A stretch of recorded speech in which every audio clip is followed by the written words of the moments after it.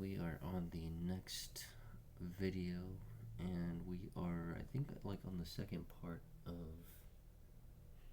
Berosus' account of Alexander Polyhistor. So, continue right here. So, in the second book was contained the history of the 10 kings of the Chaldaeans, and the periods of the continuance of each reign, which consisted collectively of 120 sari, or 400,000 or 432,000 years, reaching to the time of the deluge. For Alexander, enumerating the kings. Sorry, the toolbar was in the way. For Alexander, enumerating the kings from the writings of the Chaldeans after the 9th Ardates proceeds to the 10th, who is called by them Shisuthras in this manner. And then this, they put a little happy face here. No, I'm just kidding. You know, I wonder if they saw like these as like happy faces back in the 1800s. Maybe. But, okay, so I'm gonna keep an eye on this word because, Ardates seems to be like the word for like a king. And let me pull this up actually. I'm gonna look up what is an ardate in the Chaldean. I don't know, what should I say? Civilization.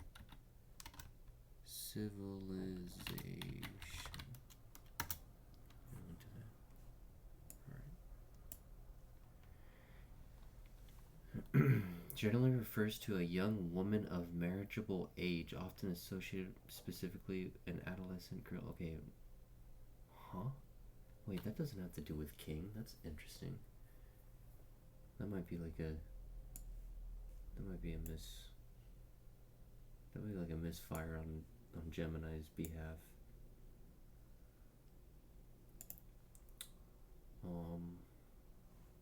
Let me see, hold on.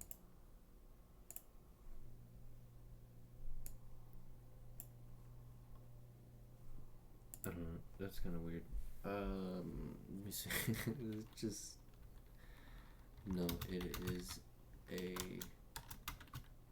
king that lived before the deluge. I don't know where it got that, like, pulled. Oops, I forgot is. The term ardate as a young woman is a general Akkadian term, but not specifically what you're asking in the context of antediluvian kings. You're referring to Atu. Yeah, see. in Akkadian, you say Arda, and then this little caret right here indicates that like it's split up. So it's Ar, and then Da, and then At. Or in this case, it would be it would really be R da A and then two, or R da Atu, as in Atu as in like one glyph, but I don't know if they have that glyph. They could, but it's probably like a niche one. In any case, you're referring to Ardatu, one of the antediluvian kings mentioned in the Mesopotamian kings list, particularly in the Sumerian kings list. Oh, okay, so he's the 9th. I thought that was referring to like a title. So, okay, so he's the 9th. Always see as it's indicated here. Our Dotun, this figure would be part of a king's list like... okay, so he's saying he's the 9th. No, it's saying the 9th Ardates proceeds to the 10th. But like it's saying it as if it's like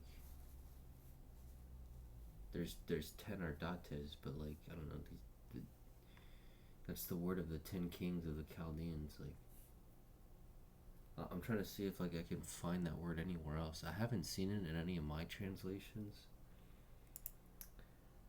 So I don't know. After the death. Oh, okay. So I mean, I guess he's probably the ninth. So then, who's the ninth? The ninth in the Sumerian kings list. And then that'll line up exactly with whoever they're talking about right here.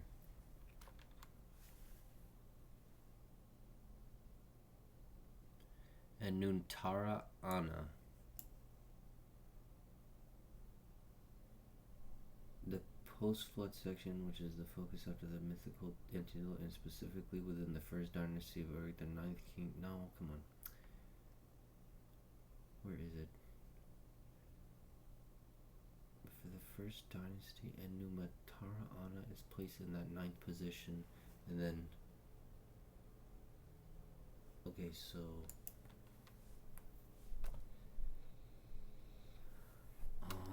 Okay, so he's the ninth out of the 10 kings that lived for a course, a period of 432,000 years. Makes no sense to us, but that's what has been said, and was written in stone.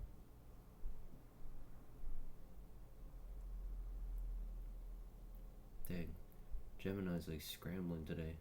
Alright, 21,000 years. This is the one I asked about. Wait, what? It's not the ninth. 1, 2, 3, 4, 5, 6, 7, 8. Okay.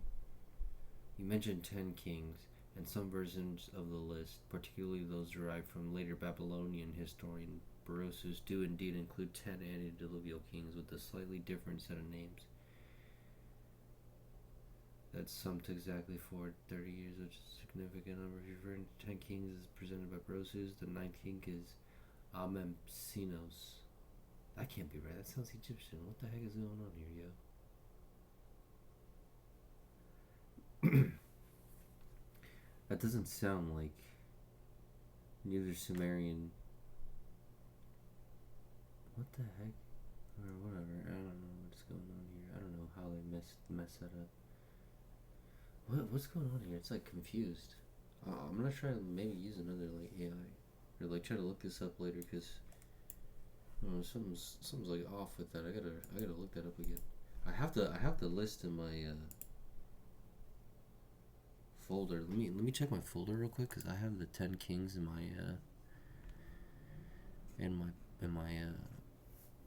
files. Let me see here. I hope it doesn't like pull up another window.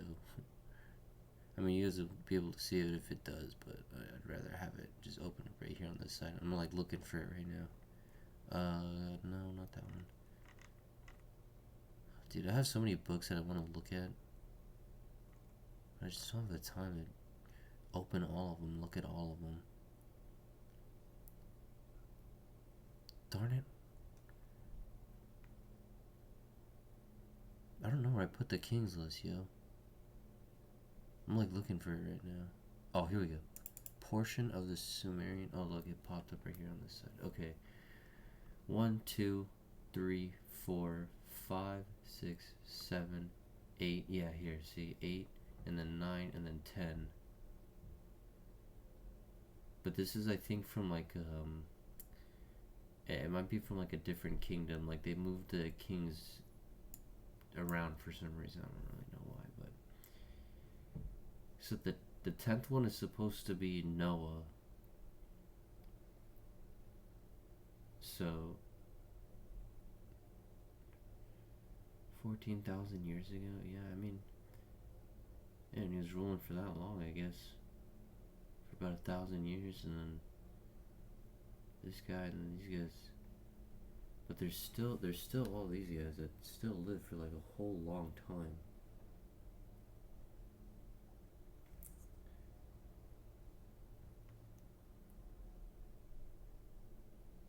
I don't know.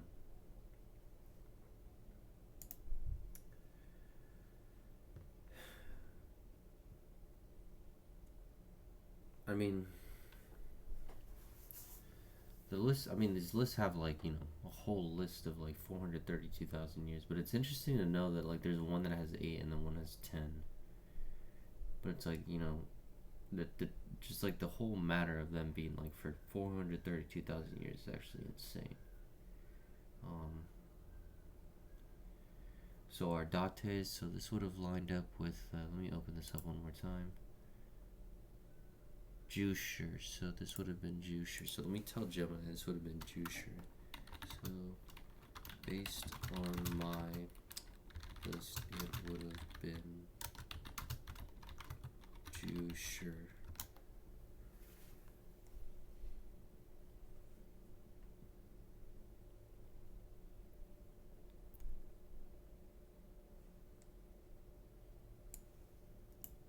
Okay, so let's check this out. So while Juicer also translated as Gushur,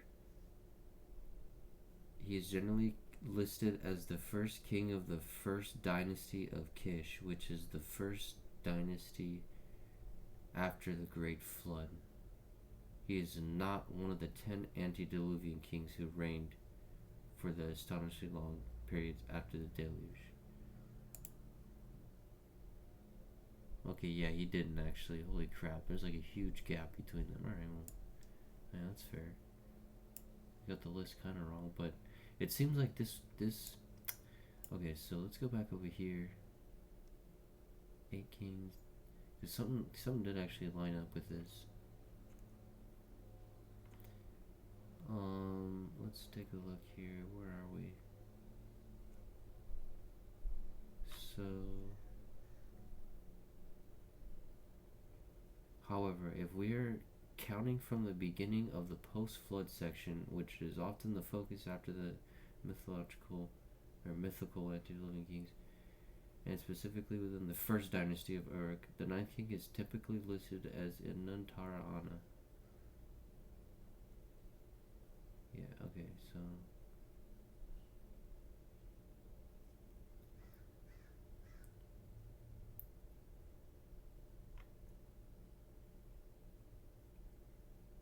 okay.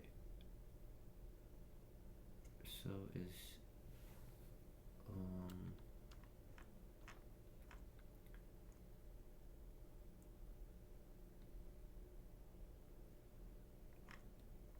hold on, I'm like getting lost in the text right here. I'm trying to like just like look at this real quick.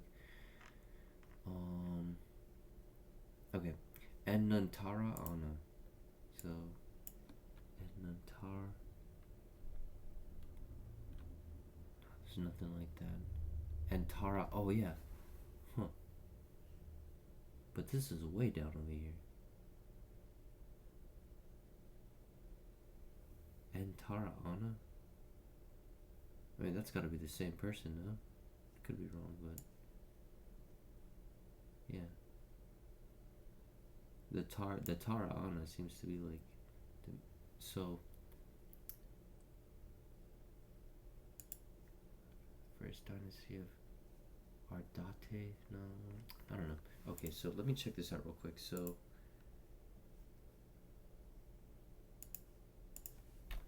Antara Anna is different from Annun. What did they say? Annuntara Anna.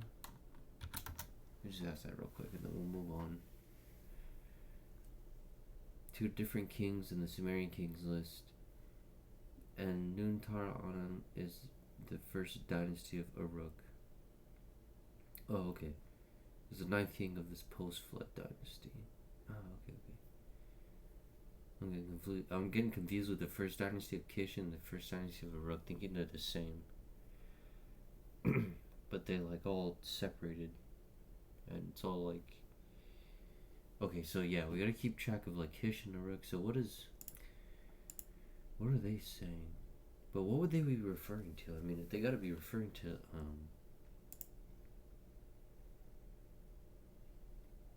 Uruk. Wait, hold on. Let me ask one more thing. I'll like double check myself. So is Berosus referring to the king's list of Uruk, right? Because is that right? That would be the main line of Noah. Well, let's see here. That would be the excuse me. Okay, that would be the main line of Noah if we're looking at this from a century before. I don't know, I'm just gonna add that just so it knows that we're not just pulling some friggin' bunnies out of the hat, you know? Yeah, whatever. Alright, let's see, let's get to the juicy stuff. So, is Berosus referring to the king's list of Uruk? No, not specifically. List of Antony seen as the cities associated with Berosus' antediluvian kings, broadly aligned with some of the cities mentioned in the Sumerian kings list for antediluvian. Uruk, Bactria, Larch, Par. So that's not referring to Sippara. This is okay. So we'll get to this. Got it. And then, just as the Sumerian kings list does with Zeozutra, the fact that Berosus has 10 kings is what makes a strong connection to the biblical account of the 10 antediluvian patriarchs from Adam to Noah. Yeah, it's really hard, like, putting all this in, like, perspective.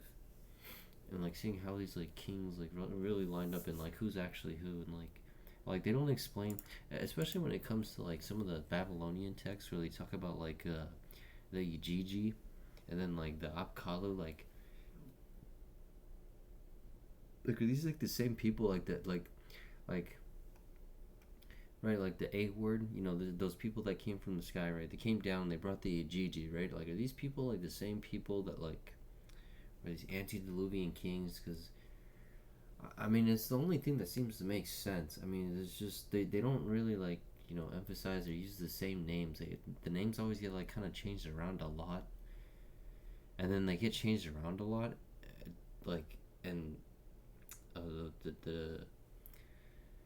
the word just completely changes, or, like, I don't know if that's just because it's really referring to different people or what, but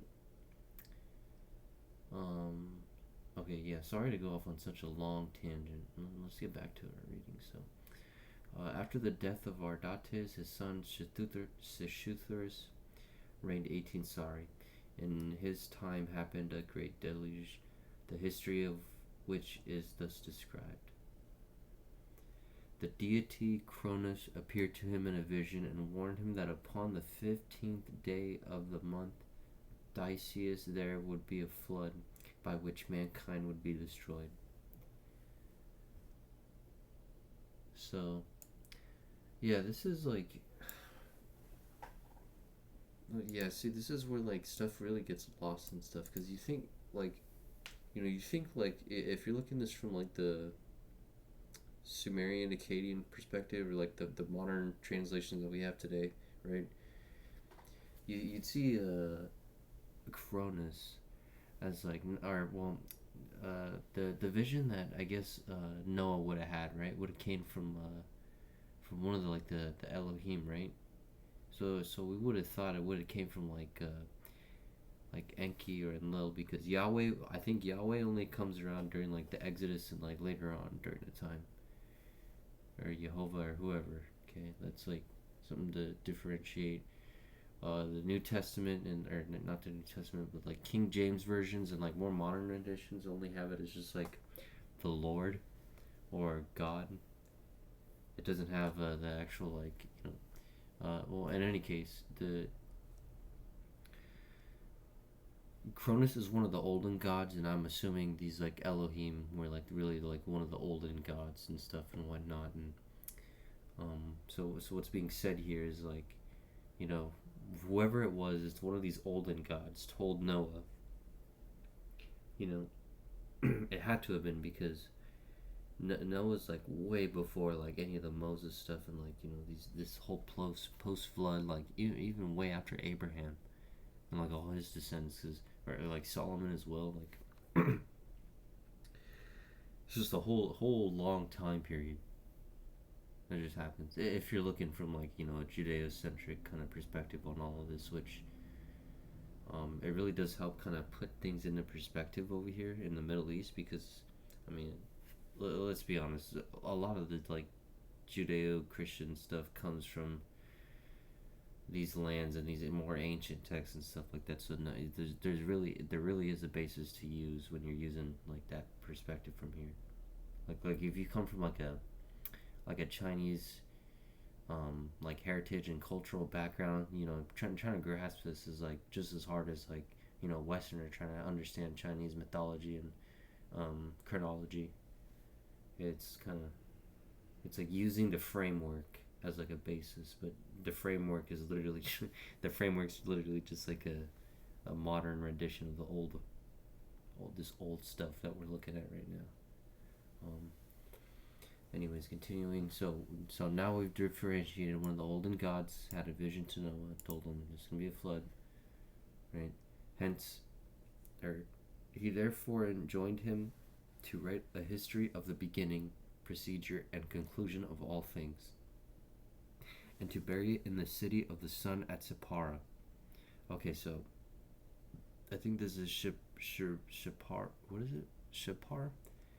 So this is where they would have found all the. Dang, that's crazy. They would have found the ancient texts there. That's crazy. I think they found like maybe one of Ashurbanipal's libraries there.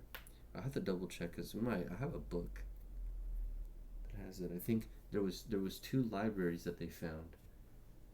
One of them I think was one of the capital of Assyria. And there was like another one somewhere else that they found, either in Nippur or Sippar. I can't remember what, but if it ends up being the same city, that's actually pretty crazy. That would actually be pretty nuts. Okay, and to build a vessel, right? So an ark, and take with him into it his friends and relations, and to convey on board everything necessary to sustain life, together with all the different animals, both birds and quadrupeds, and trust himself fearlessly to the deep. Having asked the deity whither he was to sail, he answered, to the gods. Upon which he offered up a prayer for the good of mankind. He then obeyed the divine admonition and built a vessel 5 stadia in length and 2 in breadth. Into this he put everything which he had prepared, and last of all conveyed into it his wife, his children, and his friends. After the flood had been upon the earth and was in time abated, Shisuthra sent out birds from the vessel, which, not finding any food nor any place whereupon they might rest their feet, returned to him again. After an interval of some days, he sent them forth a second time, and they now returned with their feet tinged with mud. So that means they found land. Okay, I mean, that's pretty obvious. They found land. He made a trial a 3rd time with these birds, but they returned to him no more. From whence he judged that the surface of the earth had appeared above the waters. He therefore made an opening in the vessel.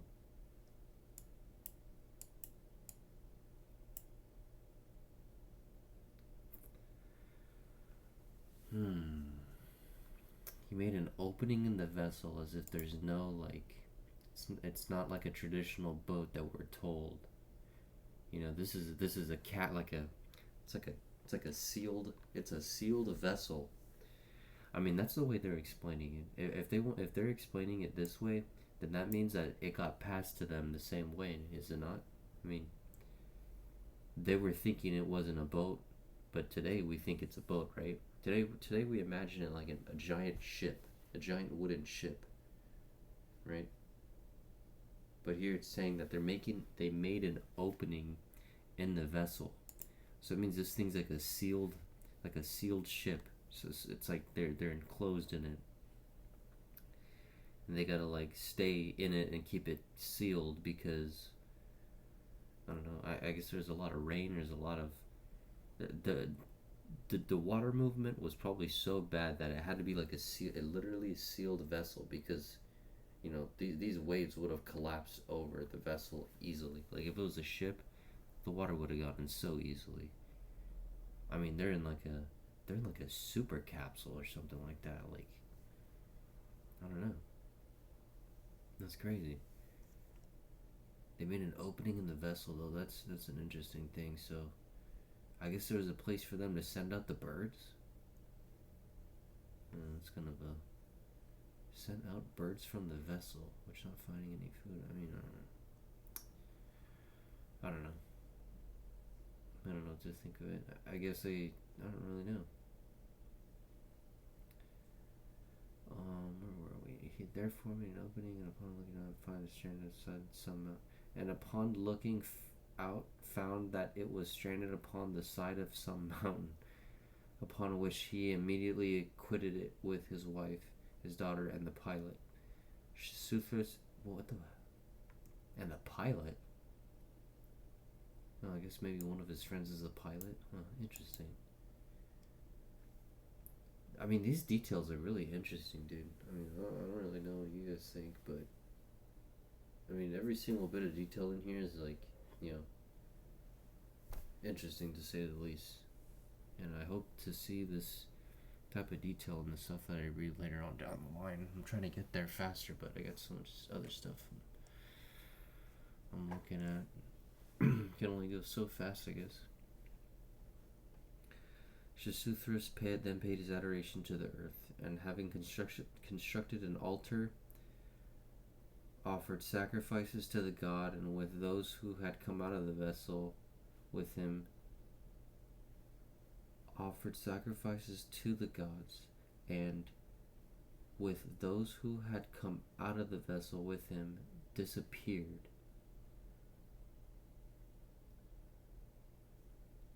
They who remained with him, finding that their companions did not return, quitted the vessel with many lamentations, and called continually on the name of Shasuthras.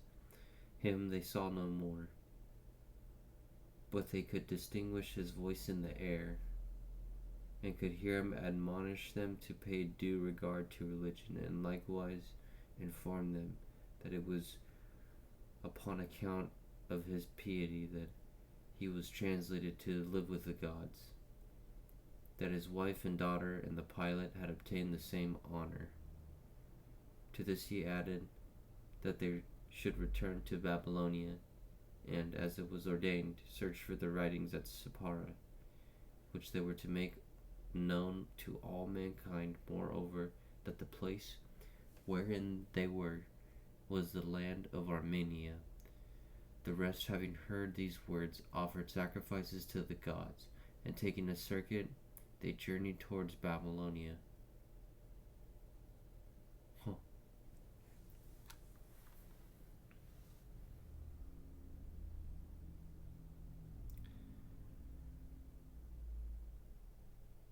I think I'm gonna leave it off right here, and I'll let some people just kind of take a look at this last few sentences. Really, really interesting stuff. Kind of supports my idea of the Aryan migration period, where you have these groups of people who came after the flood, and they were like stonemasons, right? And it was a patriarchy as well, and they spread out, but they spread out into like Mesopotamia first, and then from there they went to like Africa, and then they went to India, and then definitely probably like China or like Northern Europe and stuff like that. But I'm assuming like Northern Europe and like Siberia and like Northern Canada weren't really populated with people in those time periods, just because there's so much ice in those areas. I'm assuming based on like some of the history that people really want to like put forth.